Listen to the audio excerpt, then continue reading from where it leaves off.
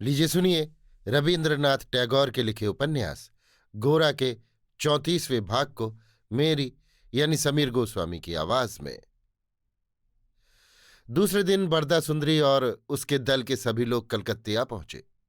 हारान बाबू ललिता के संबंध में अपने क्रोध को न रोक सके, इसलिए सीधे अपने घर न जा इन लोगों के साथ एकाएक परेश बाबू के पास आए।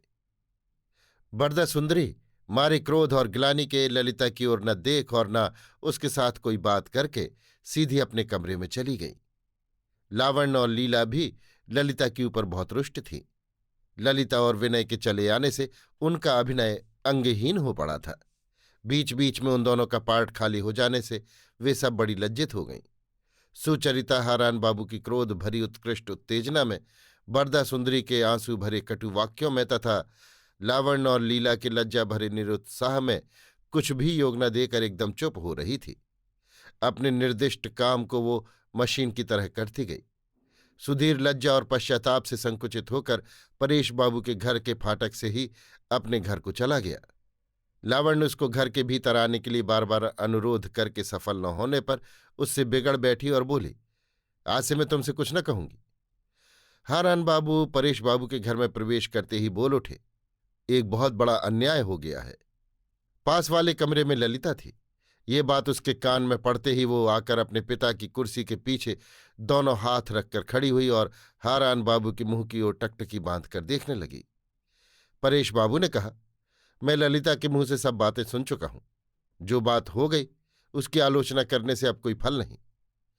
शांत स्वभाव क्षमाशील परेश बाबू को हारान बाबू अत्यंत दुर्बल हृदय समझते थे। इससे उन्होंने कुछ अनादर के साथ कहा, घटना तो हो ही जाती है, परंतु कलंक सहसा नहीं मिटता, इसलिए जो बात हो जाती है उसकी आलोचना करना भी जरूरी है। यदि आपसे ललिता इस प्रकार बराबर से हारा ना पाती तो उसने जो काम आज किया है वैसा वो कभी न कर सकती। आप ही ने उसे इतना उद्दंड बना डाला है। परेश बाबू ने पीछे की ओर ललिता को खड़ी देख उसका हाथ पकड़ सामने खींचकर हारान बाबू से जरा हंसकर कहा, हारान बाबू, जब समय आवेगा तब आप जान सकेंगे कि संतान को सुशिक्षित करने के लिए स्नेह की भी आवश्यकता होती है। ललिता ने झुककर पिता के कान के पास मुंह ले जाकर कहा, बाबूजी, आपका पानी ठंडा हुआ जा रहा है, आप नहाने जाएं। परेश बाबू ने हारान बाबू की ओर देखकर कोमल स्वर में कहा, हाँ जाता हूं, अभी उतनी देर नहीं हुई है। ललिता ने स्नेह भरे स्वर में कहा, नहीं, आप स्नान कराएं, तब तक हम लोग हारान बाबू के पास बैठती हैं। परेश बाबू जब चले गए तब ललिता एक कुर्सी पर जमकर बैठी और हारान बाबू के मुंह की ओर देखकर बोली, आप समझते ही हैं, सभी को अपनी बातें कहने का अधिकार है। ललिता को सुचरिता जानती थी। और दिन ललिता की ऐसी मूर्ति देखने पर वो मन ही मन उद्विग्न हो उठती, किंतु आज वो खिड़की के पास कुर्सी पर बैठकर एक किताब हाथ में ले सिर झुकाए चुपचाप उसके पन्ने उलटने लगी। अपने को हमेशा बस में रखना ही सुचरिता का स्वभाव भी था और अभ्यास भी।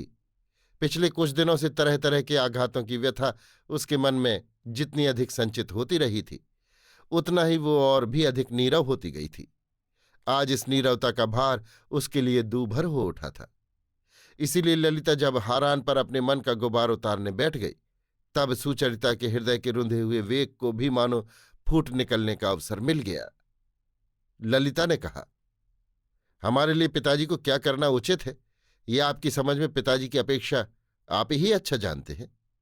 ऐसा आपको समझना चाहिए, क्योंकि आप समस्त ब्रह्म समाज के आचार्य हैं ना।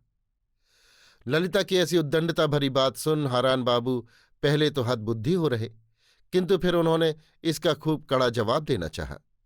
उन्हें कुछ बोलते देख ललिता ने अपने को रोककर कहा, हम लोग आपकी श्रेष्ठता का बराबर लिहाज करती आती हैं, किंतु आप यदि पिताजी से बढ़कर अपने को मान्य समझते हैं और उनकी अपेक्षा अपना आदर बढ़ाना चाहते हैं तो इस घर में आपका आदर कोई न करेगा।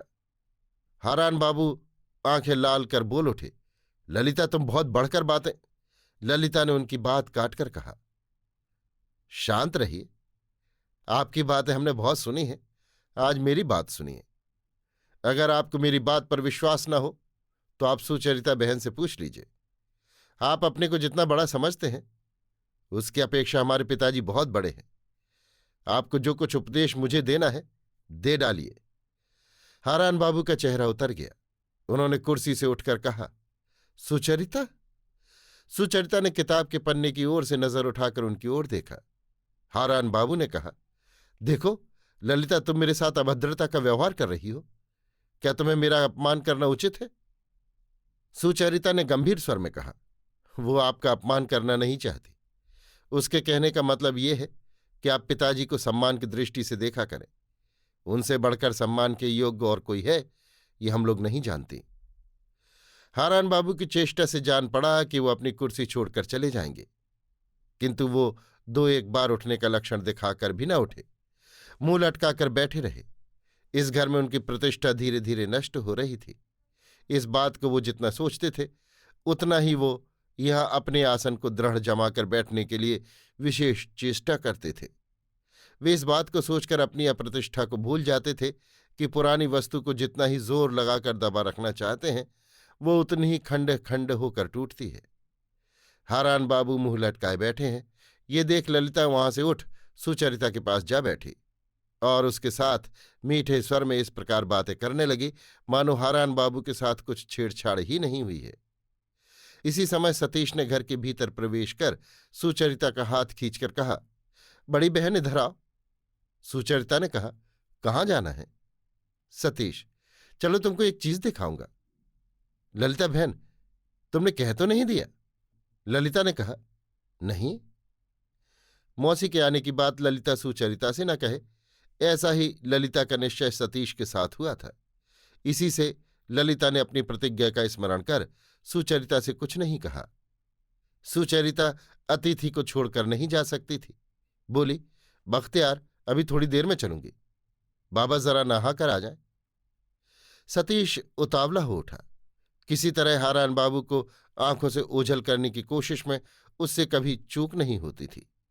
हारान बाबू से वो बहुत डरता था, इसलिए और कुछ नहीं कह सका। हारान बाबू भी बीच बीच में सतीश को सुधारने की चेष्टा करने के अलावा उससे किसी तरह का संपर्क नहीं रखते थे। परेश बाबू को स्नान करते आते देख सतीश अपनी दोनों बहनों को वहां से खींचकर ले गया। हारान बाबू ने परेश बाबू से कहा, सुचरिता के संबंध में जो प्रस्ताव पक्का हो गया है, उसमें अब विलंब करना ठीक नहीं। मैं चाहता हूं कि अगले रविवार को ये काम हो जाए। परेश, मुझे कोई उज्र नहीं, ये सुचरिता की इच्छा पर निर्भर है। हारान, उसकी इच्छा तो पहले ही ज्ञात हो चुकी है। परेश बाबू ने कहा, अच्छा, तो आपकी ही बात रही। अभी आप सुन रहे थे रविन्द्रनाथ टैगोर के लिखे उपन्यास गोरा के 34वें भाग को मेरी यानी समीर गोस्वामी की आवाज में।